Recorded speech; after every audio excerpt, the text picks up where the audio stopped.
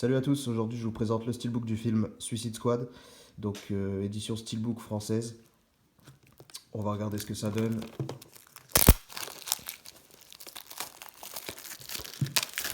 Alors il y a deux petites différences sur les éditions françaises comparées à l'international, comparées aux autres pays.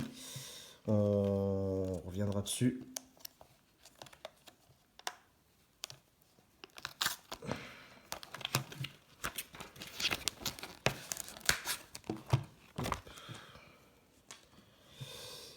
Alors, pour la première face, on a une finition de Jaspot Gloss, ça c'est quand même assez appréciable. Après on aime ou on n'aime pas.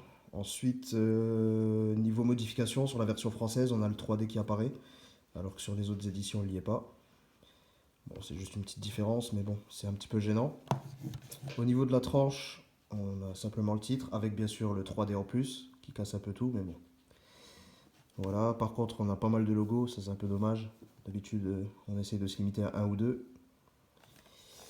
Sur la face arrière, donc deuxième modification, il y a une traduction française sur les textes, alors que sur les autres éditions, ça reste en anglais.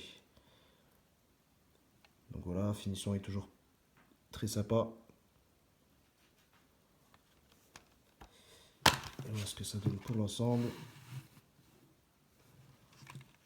Il est quand même beau. Après, on apprécie le film ou pas. Moi, personnellement, je trouve qu'il est quand même correct. Bien que le Joker n'est pas aussi bon que dans la trilogie de Nolan. Ensuite, côté intérieur, on a trois Blu-ray, pardon. Donc on a le 3D, le DVD et le Blu-ray standard. Les visuels sont sympas. Dommage qu'il y ait tous ces logos.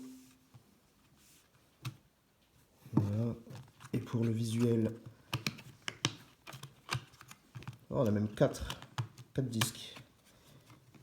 La version, ah oui, la version longue, version cinéma, et DVD, et Blu-ray 3D.